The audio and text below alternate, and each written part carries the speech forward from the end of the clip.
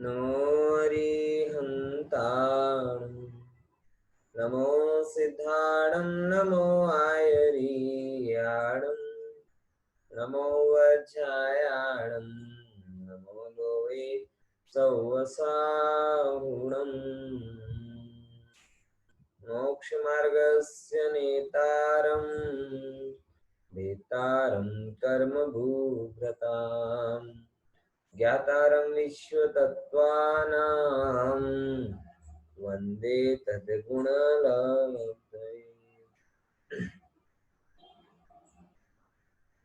कल हमने 7 नयों की चर्चा में शब्द नय, समविरूढ़ नय और एवं भूत नय, इन 3 नयों को समझा था।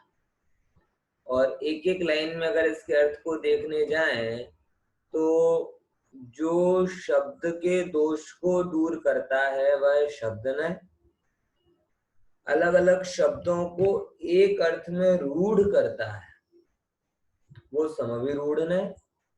रूढ़ करना मतलब समझ गए ना कि इसका मतलब ये ही होता है, अन्य नहीं। ये हर जगह नक्की किया जाता है, बराबर ना। तो ऐसा जो एक नय है जो शब्दों के अर्थ को रूढ़ करता है, फिक्स करता है, वह समविरूढ़ नय। और 7वें नंबर का नय है जिसे हमने समझा था एवं भूत नय। एवं भूत नय मतलब क्या कि जो द्रव्य जिस समय जिस पर्याय से परिणमित है उस द्रव्य को उस समय वैसा ही कहना, ये एवं भूत नय। जैसे आप कषाय कर रहे हो, क्रोध, और कषाय मतलब क्रोध ही नहीं होता, मान में ऐसे मुंह फुला लिया, कपट के कारण बड़ी आंखें घुमा रहे हो, लोभ में पड़े हुए हो, तो अगर उस समय किसी ने आपको कषाई कह दिया, क्या कह दिया कि तुम तो बड़े कषाई आदमी हो, तो एवं भूत नय कहता है कि तुमने गलत नहीं कहा। और तुम्हें भी समझना चाहिए कि अगर मैं शुद्ध नय से त्रिकाली सिद्ध हूं तो एवं भूत नय से कषाय करते हुए कषाई भी हूं, भोगों को भोगते हुए भोगी भी हूं, धन कमाते समय लोभी भी हूं। ओहो, यानी आप समझ लेना, हम बार बार वो कहते हैं एक शब्द को पकड़ लिया, जैसे हमने मान के चला कि शुद्ध हूँ ये पकड़ कर बैठा, तो अब हमें कोई ऐसे कह दे कि भाई तुम पापी हो, तो हमें ऐसा लगता है कि दाल में कंकर सा आ गया। बोले क्यों? क्योंकि गुरुदेव ने तो हमें ये सिखाया है कि मैं भगवान हूँ, मैं भगवान हूँ। और आप भी कभी कभी कहते हो, ये पंडितों की बातों का तो ठिकाना ही नहीं रहता, दोनों तरफ ढोल बजाते हैं। कभी कहते हैं भगवान है तो कभी कहते हैं पापी। बोले हम क्या ढोल बजाते हैं, भगवान ने ढोल बजाया तुम्हारे। पॉइंट समझना है, ये दोनों ही चीजें पड़ी हुई हैं, इसीलिए दो रूप में कहा जाता है। बोले नहीं, ये तो बहुत कंफ्यूजन वाली बात है, एक कोई बात कहो ना, तो क्यों कहते हो? या तो बोलो भगवान हूँ, या बोलो कि मैं कषाई हूँ, भोगी हूँ, पापी हूँ, क्रोधी हूँ, लोभी हूँ। बोले भैया जब दो ही चीजें हैं तो दो ही बोलना सत्य है, एक बोलना असत्य है। और यहाँ दो नहीं कह रहे, अनंत धर्म है, अनंत धर्मों की अनंत पर्याय हैं, और अनंत पर्यायों के कारण ही, अनंत पर्यायों के कारण उस समय उस द्रव्य को वैसा कहा जाता है। भाई साहब समझ में आया कि नहीं आया है? इसीलिए जो दोनों को नहीं मानता, मतलब स्वभाव की शुद्धता को नहीं जाने तो शुद्ध होवे कौन, और पर्याय की अशुद्धता को नहीं जानता तो पर्याय की अशुद्धता को दूर करे कौन, ऐसी बात खड़ी हो जाएगी। प्रवचन सार में मुझे याद आता है जब एवं भूत नय से क्रोधी मानी कहा जाता है, लेकिन साथ ध्यान रखना अनंत गुण के अनंत सुखी भी एवं भूत नय से कहा जा रहा है। क्या बोला? सिद्ध भगवान को, अनंत भगवान को अनंत चतुष्टय वाला भी कौन से नय से कहा जा रहा है? एवं भूत नय से कहा जा रहा है। क्योंकि एवं भूत नय ही ऐसा है कि जो ये कहता है कि उस पर्याय से परिणमित द्रव्य को वैसा कहना। अगर अनंत ज्ञान की पर्याय से तुम परिणमित हुए तो ही अनंत ज्ञानी कहा जा रहा है, अनंत सुख की पर्याय से परिणमित हो तो ही अनंत सुखी कहा जा रहा है। तो ये एवं भूत नय क्रोधी मानी मोही लोभी नहीं कहता, वो अनंत सिद्ध भी अनंत सुखी भी कहता है, अनंत ज्ञानी भी कहता है, अनंत शक्ति वाला भी कहता है, हमें अनंत शक्ति वाला को क्यों नहीं कह रहा? बोले स्वभाव के एंगल से हम कह सकते हैं, लेकिन एवं भूत नय के एंगल से हम ये बात नहीं कह सकते। इसलिए सातों के सात नयों की चर्चा सामान्यतः लोगों के चलन में नहीं आती है। निश्चय व्यवहार की चर्चा तो हम कर लेते हैं, लेकिन सात नय की चर्चा भूल जाते हैं। इसीलिए सात नयों को भी भली भांति समझना। बराबर? एक एक लाइन में अगर आपको बोल दें तो जो संकल्प को ग्रहण करता है वो नैगम नय, जो ग्रुप बनाता है वो संग्रह नय, बने हुए ग्रुप को जो तोड़ता है विधि पूर्वक वो व्यवहार नय, जो शब्दों के दोष को दूर करता है वो शब्द नय, जो ऋजु सूत्र, जो वर्तमान पर्याय को ग्रहण करता है वो ऋजु सूत्र नय, शब्दों के क्या कहते हैं जो दोष को दूर करता है वो शब्द नय, अर्थ को फिक्स करता है वो समविरूढ़ नय, और जो पर्याय से परिणमित द्रव्य हो उस पर्याय को उस रूप से परिणमित कहे सो एवं भूत नय। ऐसे करके 7 प्रकार के नयों का जनरल रोड मैप मैंने आपको बताया। बराबर? एक और चीज मुझे यहाँ पर बतानी है जो आपकी स्लाइड में भी, लास्ट की स्लाइड में है। सिंपल सी बात है कि ये सातों नयों का विषय ऐसे करते गए ना कि उत्तरोत्तर सूक्ष्म होता गया है। सूक्ष्म होता गया मतलब समझे ना कि नैगम ने भूत को, भविष्य को, वर्तमान तीनों को ग्रहण करने वाला होता है, इसीलिए उसको सबसे पहले लिया। और एवं भूत ने केवल वर्तमान पर्याय को ग्रहण करता है, इसलिए उसको सबसे लास्ट में लिया। बाकी बात के नयों का विषय क्या हो जाता है? धीरे धीरे धीरे धीरे श्रिंक होता जाता है, मतलब उल्टा पिरामिड ऐसे कि नैगम नय का विषय सबसे बड़ा, संग्रह का उससे, फिर ऐसे ऐसे करते करते उसका एवं भूत नय का विषय सबसे छोटा रहता है। दूसरे नंबर की बात एक और ये कही जानी चाहिए जो स्लाइड में नहीं है, वो आप लोग लिख लें अगर आप लिख रहे हो तो। ये जैसे आपने नयों के भेद पढ़े ना, वैसे नयों के 3 प्रकार से और भेद होते हैं। ज्ञान नय, ज्ञान नय, अर्थ नय और शब्द नय। कौन कौन से 3 नय? देखो जरा। पहला नंबर ज्ञान नय, दूसरा नंबर अर्थ नय, फिर तीसरे नंबर शब्द नय। बराबर? जो ज्ञान मात्र में लगता है वो ज्ञान नय, पदार्थों में लगता है वो अर्थ नय, और शब्दों में लगता है वो शब्द नय। ठीक है ना? अब इन 7 नयों में मैं बहुत विस्तार नहीं कर रहा हूं अभी इसका। 7 नयों में से नैगम नय, ज्ञान नय भी है और अर्थ नय भी है। ये नैगम नय 2 जगह काम करता है, इसलिए इसकी व्याख्या में एक और शब्द आता है कि ना एकम, जो एक नहीं है, 2 जगह टारगेट करता है। देखो समझो कि जब हमने ये कहा कि आज भगवान महावीर का जन्मदिन है, जन्म कल्याणक है, तो हमने पदार्थ को भी टारगेट किया, पदार्थ को भी टारगेट किया और ज्ञान को भी टारगेट किया। इसलिए नैगम ने दोनों जगह लगता है, इसीलिए वो नैगम नय कहलाता है। लेकिन संग्रह नय, व्यवहार नय और ऋजु सूत्र नय और साथ में नैगम नय भी, ये 4 नय पदार्थ के नय, मतलब यहाँ पे हमने किसको फोकस किया? पदार्थ को। वो द्रव्य रूप पदार्थ हो अथवा पर्याय रूप पदार्थ, उसकी चर्चा नहीं कर रहे ख्याल में। लेकिन वो जो 4 नय होते हैं वो 4 के 4 नय अर्थ नय भी कहलाते हैं। बराबर? और बाकी के जो 3 शब्द हैं कौन कौन से? समविरूढ़ नय, शब्द नय, समविरूढ़ नय और एवं भूत नय। ये 3 नय मात्र शब्द नय, मतलब ये बोलने से संबंधित है। किससे संबंधित है? बोलने से संबंधित है। इस प्रकार से ये 7 नयों की चर्चा को ज्ञान नय, अर्थ नय और शब्द नय के माध्यम से भी समझा जा सकता है। मैं अभी इसको विस्तार नहीं कर रहा हूँ, किसी को कोई प्रश्न हो तो पूछ ले, अन्यथा आज अपने को जो दूसरा प्रकरण चालू करना उस पर अपन आते हैं। कोई प्रश्न है किसी को? नहीं है, चलो बहुत उत्तम। आज अपन दूसरा अध्याय चालू कर रहे हैं। बराबर? अध्याय दूसरा है, लेकिन बात 1 नंबर की है। क्या बोला? अध्याय कौन सा है? दूसरा है, लेकिन बात कौन सी है? 1 नंबर की। 1 नंबर की बात है, मतलब क्या हुआ? देखो समझना थोड़ा सा कि अध्याय दूसरे में भी 1 नंबर की बात, यानी 6 द्रव्य में से 1 नंबर का द्रव्य कौन सा है? जीव द्रव्य। 7 तत्व में भी 1 नंबर का तत्व कौन सा है? जीव तत्व। 9 पदार्थ में भी 1 नंबर का पदार्थ कौन सा है? जीव पदार्थ। आत्मा परमात्मा 3 लोक में सारभूत एक एक अहमिक को कौन है? बोले जीव। यानी ये चर्चा भले ही दूसरे अध्याय में हो, लेकिन तो भी ये 1 नंबर की है। यानी 1 नंबर की है तो 2 अर्थ में, एक तो टॉप टॉप है और दूसरा 1 नंबर जिसको हमेशा से मिला हुआ है। ऐसे जीव तत्व की चर्चा यहाँ पर। आप लोगों को सामान्य विषय वस्तु जब तत्व सूत्र की हमने बताई थी, तब ये बताया था कि 1 से 4 अध्याय तक जीव तत्व का वर्णन है। किसका वर्णन है? जीव तत्व का।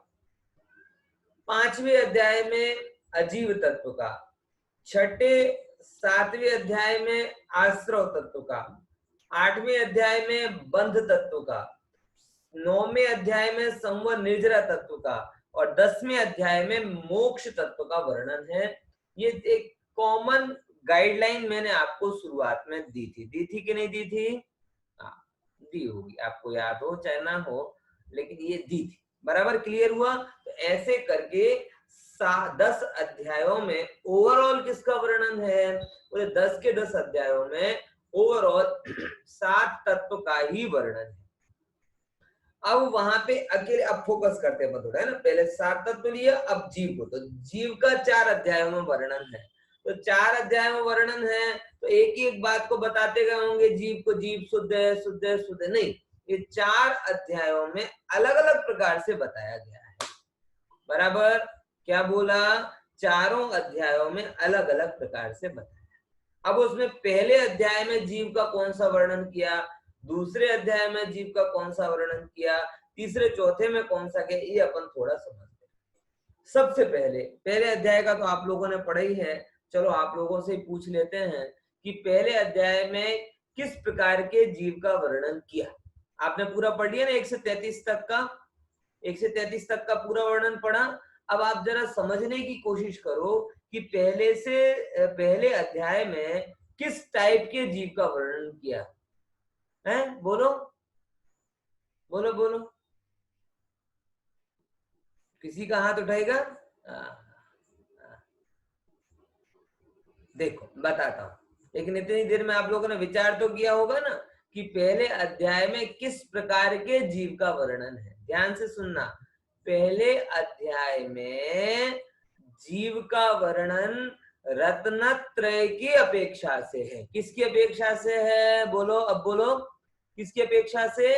रत्नत्रय की। देखना यहाँ पे जीव का लंबा चौड़ा वर्णन नहीं किया। जैसे अपन अगर 2 शैली कहें तो 2 शैली होती हैं, एक तो पदार्थ की शैली और एक प्रयोजन की शैली।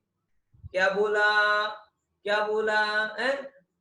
दो शैलियां कौन कौन सी हैं? एक पदार्थ की शैली और एक प्रयोजन की शैली। देखो मैंने जो एग्जांपल आपको पहले दिया वो बताता हूँ। ये मोबाइल है ना, मोबाइल, इस मोबाइल का वर्णन 2 प्रकार से किया जा सकता है। पहला वर्णन है जिसे हम कहते हैं पदार्थ के एंगल का वर्णन। ये कंपनी वालों का विषय, कंपनी वालों का विषय, मशीन सुधारने वालों का विषय कि इसमें रैम कितनी रखना है, कैमरा क्या करना है, फलाना क्या है, ऐसा क्या हार्डवेयर कौन सा यूज करना, ये पदार्थ के एंगल का विषय। और हमारे लिए क्या जरूरी है? हमने तो इसको कभी खोल के भी नहीं देखा और खोलने की जरूरत भी नहीं है। जब तक प्रयोजन सिद्ध हो रहा हो तब तक पदार्थ की चिंता हम करते नहीं। जानबूझ के थोड़ी खोलेंगे, बिगड़ जाए तो खोलेंगे, क्योंकि हमारे प्रयोजन की सिद्धि के लिए इसका कंटेंट क्या है ये हमें जानने की जरूरत नहीं है। जाने बिना भी वो हमारे कंटेंट की सिद्धि करता है। तो 2 शैली हो गई। एक है पदार्थ की शैली, मतलब जब जीव का वर्णन किया जाएगा, और एक है प्रयोजन की शैली कि जिसमें जीव को जानने का पर्पस क्या है ये बताया जाएगा। तो पहले अध्याय में किसकी बात की है बताओ जरा? पदार्थ की पर्पस की है? पहले अध्याय में प्रयोजन की बात की है। कौन सी? प्रयोजन। प्रयोजन क्या लिया? बोले जीव के 2 प्रयोजन, एक ही प्रयोजन है। कौन सा है? जीव का एक ही प्रयोजन है, जिसे हमने कहा कौन सा? कि जीव रत्नत्रय के आराधन से सुखी होवे, यही प्रयोजन है ना जीव का। तो बस वो रत्नत्रय का विषय जो था कि सात तत्व को जान लेना भैया, सात तत्व का श्रद्धान कर लेना, बस इसका नाम सुख है। तो ये जो रत्नत्रय से संबंधित चीजें थी ये पहले अध्याय में ले ली, बराबर। अब दूसरा अध्याय है थोड़ा हार्डवेयर वालों का। किसका? कि हार्डवेयर वालों का, कि जिस जीव को जो भी जानता है वो अगर जानेगा, देखो समझना, हम भले आज मोबाइल लेते टाइम पर उसके फंक्शंस का विचार नहीं, यूज करते टाइम इतना विचार नहीं करते, लेकिन जब लेते हैं तो एक समझदार बायर होने के नाते हम एक एक चीज की कंपैरिजन करते हैं, इसकी रैम कितनी है, इसकी मेमोरी कितनी है, इसका कैमरा कैसा है, इसका फलाना कैसा है, ये सब चीजें पूछते हैं कि नहीं पूछते। ऐसे ही प्रयोजन की बात तो बात आ गई, लेकिन बिना पदार्थ के प्रयोजन निकालोगे कहां से? पॉइंट समझे? तो पदार्थ को भी जानना जरूरी है। जीव वस्तु कैसी है, कहाँ रहती है, ये किसका पड़ोसी क्या है, खूबियां क्या हैं, खामियां क्या हैं, तो एक्चुअल में इस जीव नाम के पदार्थ का यूजर मैनुअल क्या है, कंटेंट्स क्या है, ये सब चीजें आपको दूसरे अध्याय में जानने को मिलेंगी। पॉइंट समझ में आया? ख्याल में आया कि नहीं आया? तो दूसरे पहले अध्याय में प्रयोजन का वर्णन और दूसरे अध्याय में पदार्थ का वर्णन, ये जीव कैसा है। अब तीसरे चौथे में क्या है, बोले कि देखो भैया कि जैसे आपको कोई बीमारी हुई तो आप सबसे पहले डॉक्टर खोजते हो, बोले मुझे कौन चाहिए, डॉक्टर चाहिए, क्योंकि डॉक्टर आपका क्या है, प्रयोजन है, बीमारी दूर करना। फिर बोले बीमारी दूर करने वाला कोई पदार्थ भी तो होना चाहिए, तो पहले आपको डॉक्टर की जरूरत लगी, तो डॉक्टर तो कोई मिलता नहीं है, तो डॉक्टर में से कौन सा डॉक्टर, कोई नाम वगैरह का, काम वगैरह का कोई डॉक्टर तो होता नहीं है, तो पहले आया डॉक्टर रोग दूर करने वाला प्रयोजन, फिर आया डॉक्टर फलाना फलाना, ये heart specialist, kidney specialist, eye specialist, फलाना, ये आ गया पदार्थ। अब दोनों को जान लिया, अब तीसरा प्रश्न आप ये कहते हो साहब इनकी क्लिनिक कहाँ पर है, इनका दवाखाना कहाँ पर, तो ये हुआ उसका लोकेशन, लोकेशन जानना भी जरूरी है। तो ये तीसरे चौथे अध्याय में क्या किया जाएगा कि जीव नामक पदार्थ का लोकेशन बताया जाएगा कि जीव कहाँ कहाँ रहता है।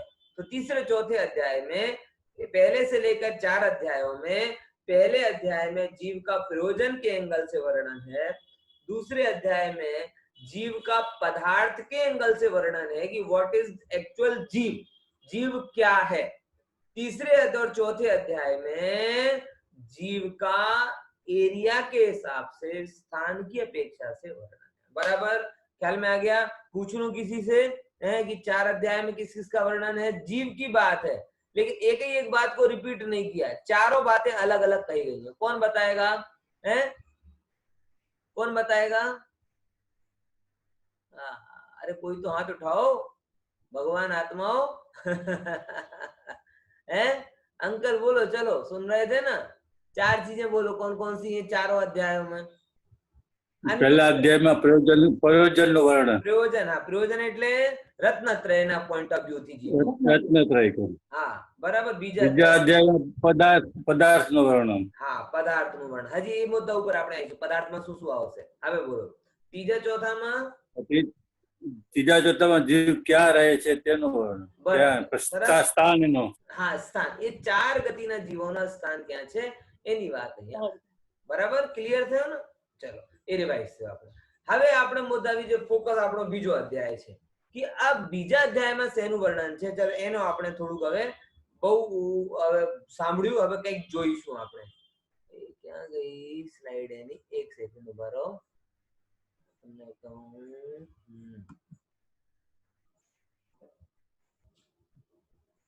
पहला अध्याय में जो है ना ये क्या एक सेकंड उभा रहो, हाँ आई। તો એ જે આપણે બીજા અધ્યાયની જે વિષય વસ્તુ છે એ વિષય વસ્તુ હવે દેખાય છે કોઈને કે નથી દેખાતી? હા કે ના કહો? દેખાય છે? દેખાય છે. ઓકે, સરસ, અભિનંદન. હું દેખાઈ આપો હવે દેખાય છે તો. ચલો હવે આપણે બીજા અધ્યાય ઉપર આવીએ. બીજા અધ્યાયમાં વર્ણન શેનો છે પહેલા આપણે સમજીશું કે જો આ આવી ગઈ તમારી ઇન્ડેક્સ, એટલે હવે આ છે આપણું શું કહેવાય, આખું આપણું ડીએનએ, આખો આપણું પરિચય, આપણું આપણા શરીરનું એ એક ઇન્ડેક્સ લાઈન એને એમાં કીધી છે. સૌથી પહેલા જીવનો, આમાં જો જીવનો વર્ણન બે પ્રકારથી થાય. એક તો શુદ્ધ જીવની વાત, અને બીજા નંબરની વાત શરીરની જીવની સાથેનો જે પાર્ટનર છે એના એંગલથી વાત. પોઈન્ટ ખબર પડી કઈ કઈ બે વાતો? एक तो आज जीव एटले જ્યારે આપણે આમ જો ना, આપણે हर जगह होता है कि नहीं होता है ऐसा कि अपन भी दो प्रकार से अपना वर्णन करते हैं. माता बहनों का नाम होता है ना, तो एक तो मेन नाम होता है, बराबर. जैसे मेरा नाम है अभिषेक श्रवण कुमार जैन, तो एक मेन नाम और दूसरा मिडिल नेम, फादर नेम.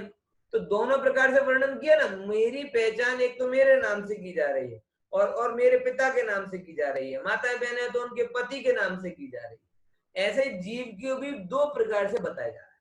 एक तो शुद्ध उसके एंगल से, और दूसरे नंबर वो जिसके साथ में रहता है वो शरीर के एंगल से. तो आप ये देखोगे कि यहाँ पर जो पहले, दूसरे और दूसरे नंबर के जो भेद हैं, ये है उस जीव की स्पेशल पहचान. और उसके बाद में जीव के भेद, इंद्रियां, विग्रह गति, जन्म, योनि, शरीर, वेद, ये सब जीव के पार्टनर के एंगल से भी. पॉइंट ख्याल में आया?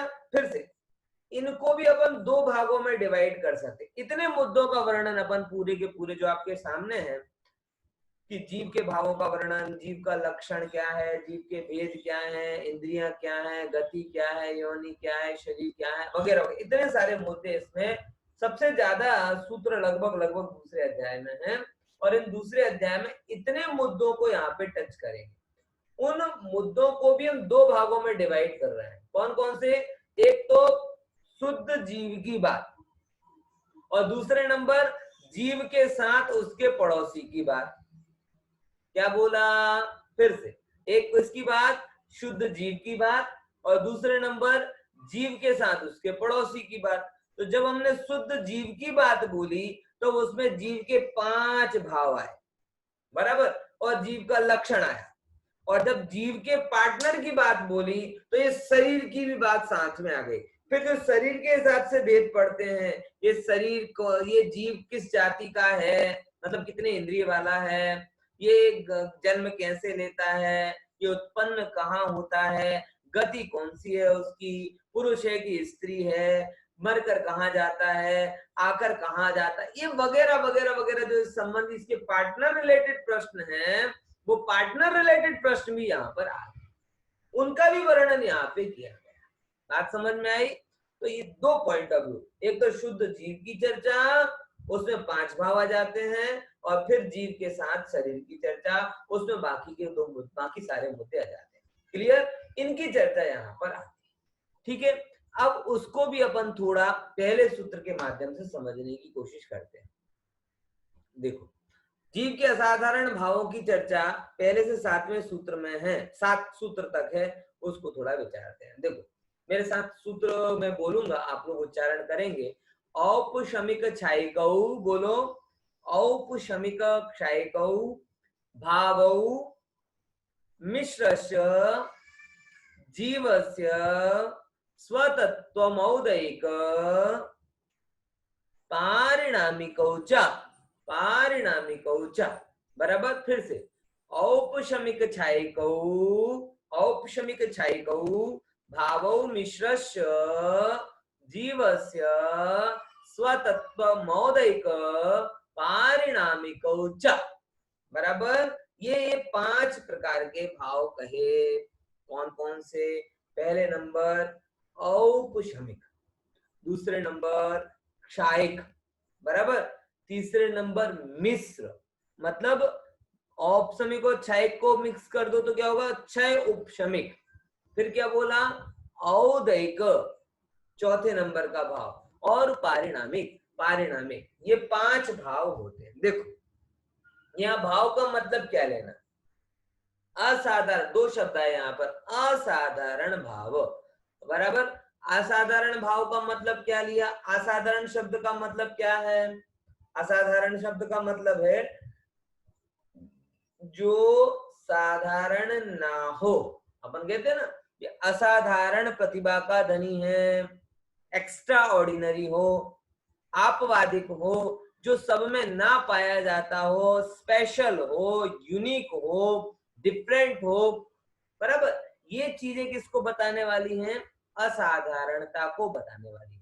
तो जीव को आप विचार करके देखो कि जीव में ऐसा क्या है जिसके कारण जीव अलग पड़ता है। अब सोचो जरा, प्रैक्टिकली सोचोगे तो आपको ख्याल में आएगा।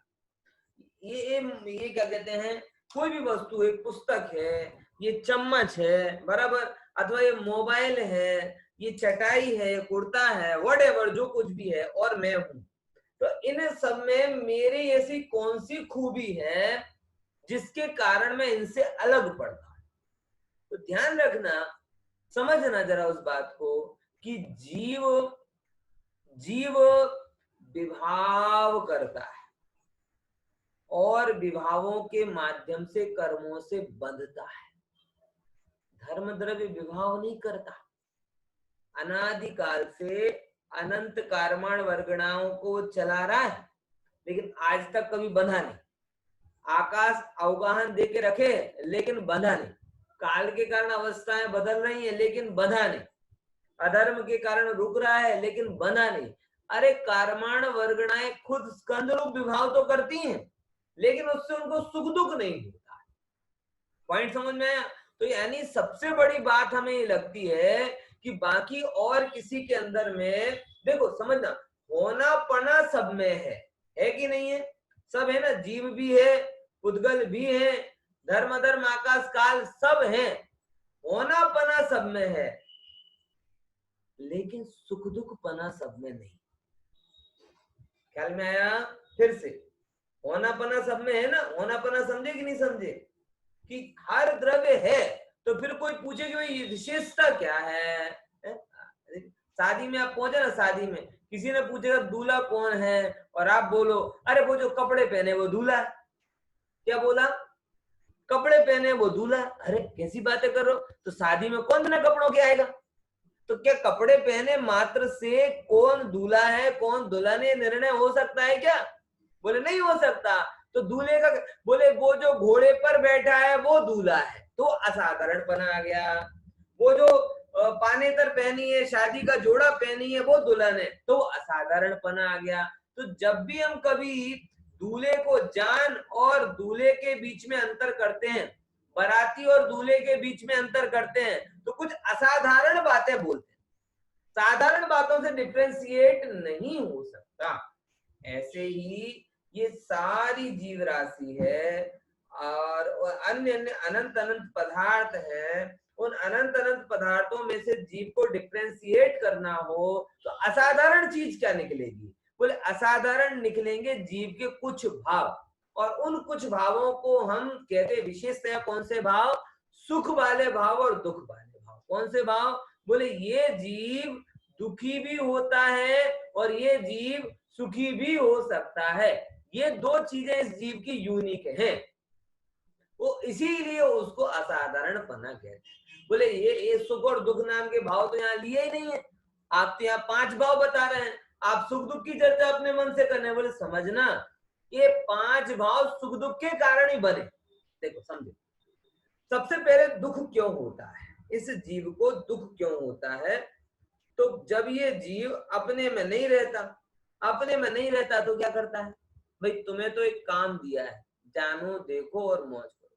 ये खरेखर अकेले वॉचमैन की नौकरी नहीं करता, बाय डिफॉल्ट तो हम सब भी वॉचमैन ही हैं। समझ में आया?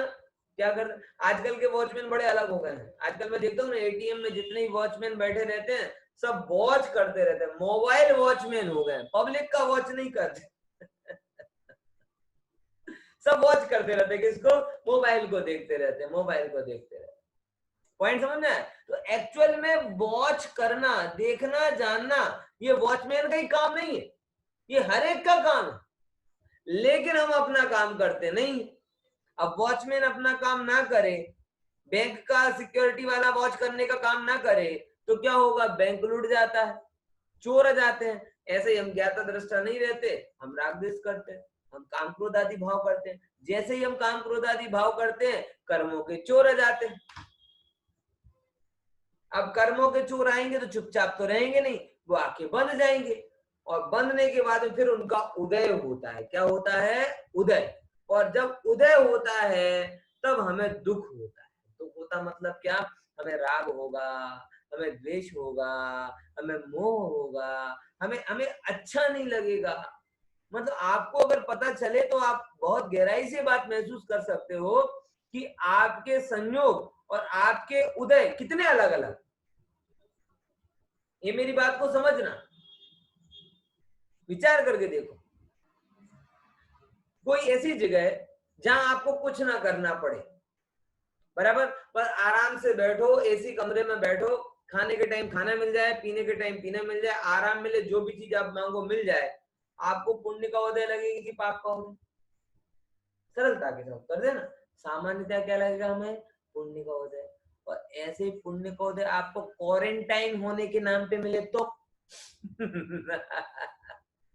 है? बोलो, किसके नाम पर मिल रहा है? सुविधा है भाई, बढ़िया एसी हॉल है, गद्दा बढ़िया डल्लब का गद्दा पड़ा हुआ है, आप बोलते हो तो सुबह खाना आ जाता है, 2-4 लोग आपकी सेवा में लगे हुए हैं, कोई आपको उकाला बना के दे रहा है, कोई आपको खिचड़ी बना के दे रहा है, कोई कुछ कर रहा है, कोई बार बार आपकी तबीयत पूछने आता है, केयर टेकर हैं आपके। मतलब इन सब चीजों के लिए आपको लाखों रुपए खर्च करने पड़ते, बराबर। संयोग सब बढ़िया से बढ़िया है, लेकिन तो भी आपको उसमें सुख शांति का अनुभव हो रहा है कि दुख का अनुभव हो रहा है? बोले संयोग अच्छे हैं, लेकिन अंदर में आकुलता का उदय, मन में ये भाव पड़ा हुआ है कि कब छूटे, कब छूटे, कब छूटे। लॉकडाउन में सब बहुत होता, लॉकडाउन में सब लोग ना पहले बहुत टाइम नहीं मिलता, टाइम नहीं मिलता, टाइम नहीं मिलता, टाइम मिले तो बहुत अच्छा रहे, टाइम मिले तो बहुत अच्छा रहे। और जब टाइम मिला तो टाइम ही टाइम था। अब लोग ये कह रहे कि टाइम मिलता तो है लेकिन कटता नहीं, अब क्या करें? समझे कि नहीं समझे? यानी मैं क्या कहना चाहता हूं, स्थूलतया भी देखा जाए तो संयोग से सुख दुख नहीं हो रहा। आप संयोग का वेदन नहीं कर रहे, आप अपने उदय का वेदन कर रहे। क्या बोला? उदय का।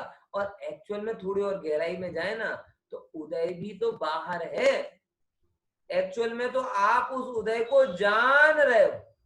आपके अंदर में जो आकुलता का आ रहा है ना, जो राग, गुस्सा हुआ, कई बार लोग नहीं समझ पाते, उनको ये लगता है संयोग के कारण क्रोध हो रहा है, संयोग के कारण कोई गुस्सा दिला रहा है तो गुस्सा आ रहा है, कोई कोई अहंकार की बातें कर रहा है तो मुझे मान हो रहा है। नहीं, गलत बात है, वो संयोग है। क्रोध का कारण, निमित्त कारण वो क्रोध की परिस्थिति नहीं, क्रोध नामक कर्म का उदय, औदैहिक भाव है। कौन सा भाव है वो? औदैहिक। कभी भी देखो, अपन इसको थोड़ा और इस रूप में देखें कि दुनिया की सबसे सुंदर स्त्री अपन जैसे कहें ऐश्वर्या राय, बराबर। अब ऐश्वर्या राय बहुत सुंदर है तो सबको उसे देखकर राग होना चाहिए ना?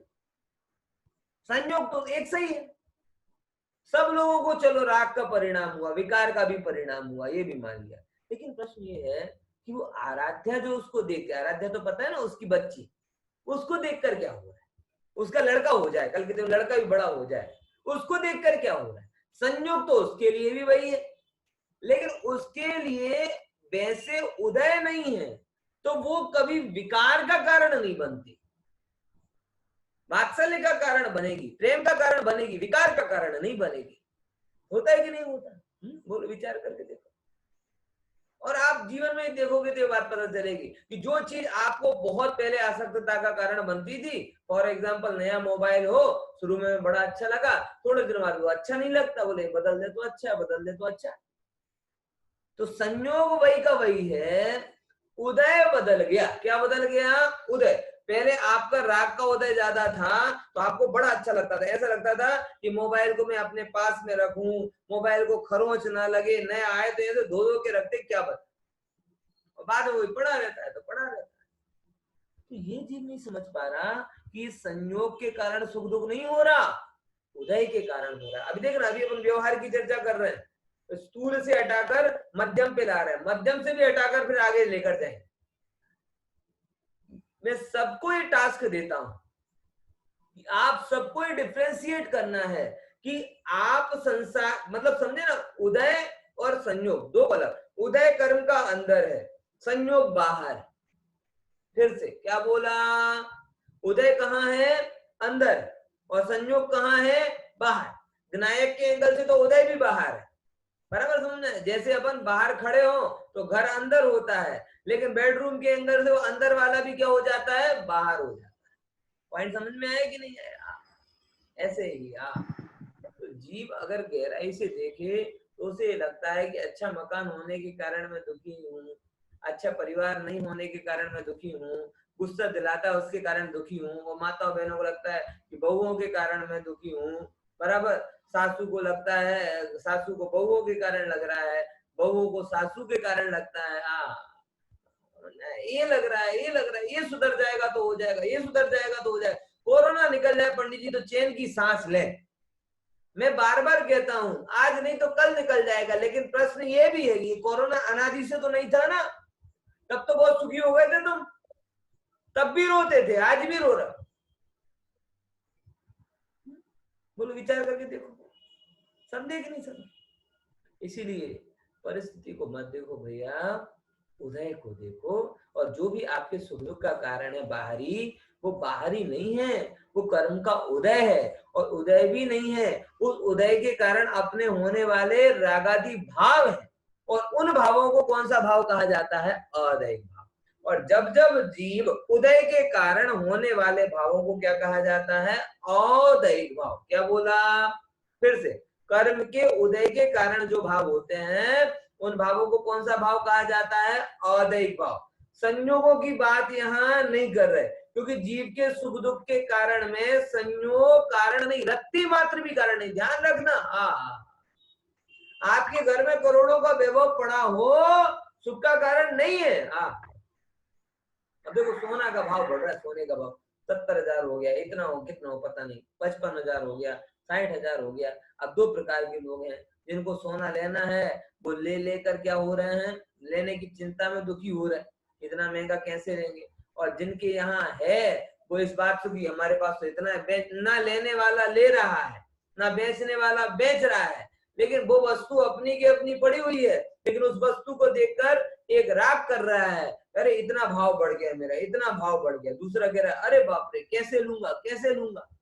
दोनों अपनी जगह पर हिल नहीं रहे, लेकिन दोनों के भाव अलग हो रहे। ऐसा सब कर्म और संयोग में जिसको अच्छा भाव होना होता है उसको कैसे भी संयोग हो अच्छा लगता है, और जिसके बुरे कर्म का उदय होता है, कितने ही अच्छे संयोग लेकर आओ उन्हें बुरा ही लगता है। इसीलिए मैं आप सब लोगों से कहता हूं कि संयोग को मत देखो, उदय को देखो। और उदय को भी ये मेरे अंदर आ गया ऐसा नहीं, इस कर्म के उदय का भी मैं ज्ञाता हूं, इस रूप में देखो। और जब ये व्यक्ति उदय को नहीं देखता, अपने स्वरूप को देखता है, तो पहला